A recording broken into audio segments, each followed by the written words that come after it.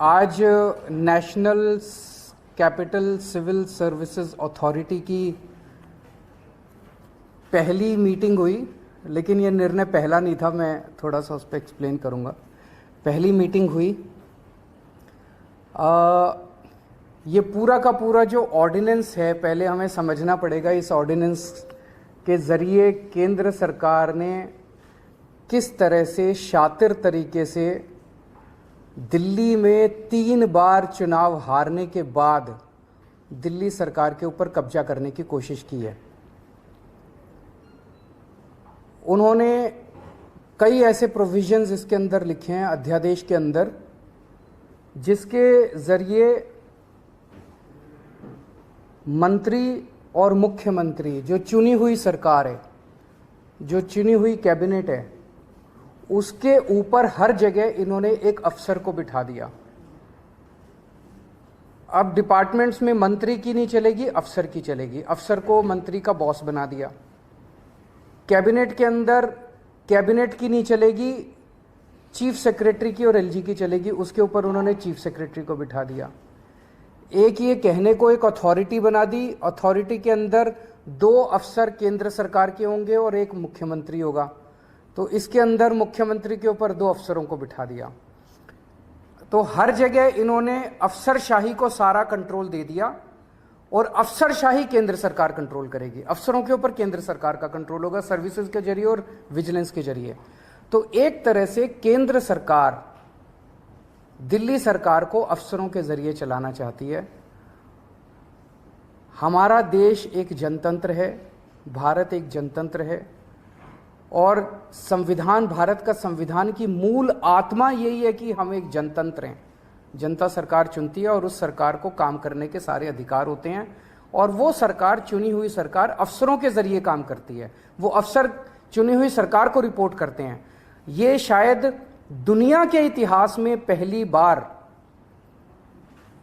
Bharatiya Janata party ने ऐसा षड्यंत्र रचा है कि अब अफसर जो है वो चुनी हुई सरकार के ऊपर होंगे। क्यों? क्योंकि उन अफसरों के ऊपर केंद्र सरकार का कंट्रोल है। केंद्र सरकार उन अफसरों को कंट्रोल करती है, किसी को भी ट्रांसफर कर सकती है, किसी को सस्पेंड कर सकती है। कि अफसरों के ऊपर केंद्र सरकार का कंट्रोल है और अफसर जो है वो मंत्रियों के ऊपर बैठेंगे। तो जैसे किसी भी डिपार्टमेंट में मंत्री जो है वो अगर कोई आदेश देगा तो अफसर डिसाइड करेगा कि आदेश सही है कि गलत है। अगर अफसर को लगता है कि आदेश सही नहीं है, अगर वो, तो ये बहाना मार के कि वो अफसर आदेश सही नहीं है, वो अफसर आदेश मानने से इनकार कर सकता है। सरकार कैसे चलेगी ऐसे? हम मान लो कहते हैं कि 2 स्कूल बनाने, अफसर कहते हैं नहीं, इस दिल्ली में स्कूलों की ज़रूरत नहीं है। अगर अफसर लिख दे फाइल पे दिल्ली में स्कूलों की ज़रूरत नहीं है, तो स्कूल नहीं बनेंगे। हम मान लो कहते हैं कि मोहल्ला क्लिनिक 100 और बनने चाहिए। चुनी हुई सरकार कहती है, हम तो जनता में घूमते हैं, हम कहते हैं भाई जनता मांग रही है इस इलाके में करोल बाग में एक मोहल्ला क्लिनिक बनाओ। अफसर कहता है नहीं, करोल बाग में मोहल्ला क्लिनिक की ज़रूरत नहीं है, बस फिर मोहल्ला क्लिनिक नहीं बनेगा। हम कहते हैं यहाँ पे पानी गंदा आ रहा है, अफसर लिख देता है पानी ठीक आ रहा है, बस पानी ठीक आ रहा है, फिर अफसर ने लिख दिया पानी ठीक आ रहा है। फिर हम कहते हैं यहाँ पे गंदगी बहुत ज़्यादा हो गई है, अफसर कहता है नहीं गंदगी नहीं है, सही है, तो बस फिर सही है। तो ये अफसर को पावर दे दी। कैबिनेट जितने निर्णय लेगी, कैबिनेट मतलब सुप्रीम बॉडी, चुनी हुई सरकार की सुप्रीम बॉडी, जिसमें सारे मंत्री होते हैं, मुख्यमंत्री उसका अध्यक्ष होता है। तो कैबिनेट जो भी निर्णय लेगी, वो निर्णय सही है कि गलत है, ये चीफ सेक्रेटरी डिसाइड करेगा। तो चीफ सेक्रेटरी डिसाइड करेगा कैबिनेट ने निर्णय सही लिया कि गलत लिया, और फिर वो एलजी को रिकमेंड करेगा। एलजी उस पे कैबिनेट के किसी भी निर्णय को पलट सकता है। ये तो संविधान में भी नहीं दे रखा कि एलजी किसी भी निर्णय को पलट सकता है। इन्होंने नया एक संविधान बदल दिया और ये अथॉरिटी बनाई है कि अथॉरिटी के अंदर मुख्यमंत्री बैठेगा, मुख्यमंत्री के सर पे 2 अफसर बैठेंगे। तो ये एक बहुत बड़ा षड्यंत्र है। अथॉरिटी की जो मीटिंग है, अथॉरिटी कितना फ्यूटाइल एक्सरसाइज है, इससे आप समझ सकते हो। ये पहली मीटिंग हुई, इसके पहले एक फाइल आई मेरे पास 15 दिन पहले, लास्ट वीक ऑफ मई में। उस फाइल में वो एक ऑफिसर को सस्पेंड करना चाहते थे। उसको फाइल को पढ़ने के बाद मेरी 3-4 क्वेरीज थी, क्लैरिफिकेशंस थे। तो मैंने फाइल पे लिखा कि ये 3-4 मेरे क्लैरिफिकेशंस हैं और इनका जवाब दिया जाए। उसके बाद मैं बताऊंगा कि मीटिंग किस दिन होगी, कितने बजे होगी और कहाँ होगी।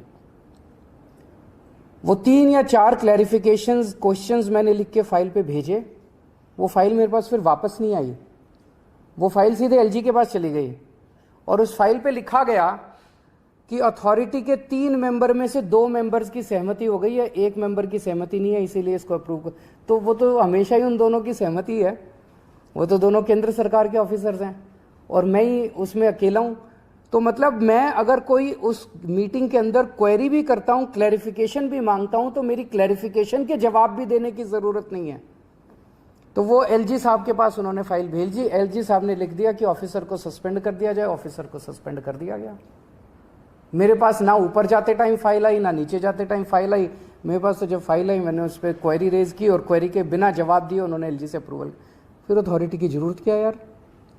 तो ये दिखाता है ये सारी चीजें हम सुप्रीम कोर्ट लेके जाएंगे और हमें पूरी उम्मीद है, सुप्रीम कोर्ट से भी उम्मीद है और सारी पार्टियों से भी उम्मीद है कि अगर सुप्रीम कोर्ट में भी मिलेगी, राहत मिलेगी और अगर राज्यसभा में संसद में बिल आता है तो उसको जीतने नहीं देंगे।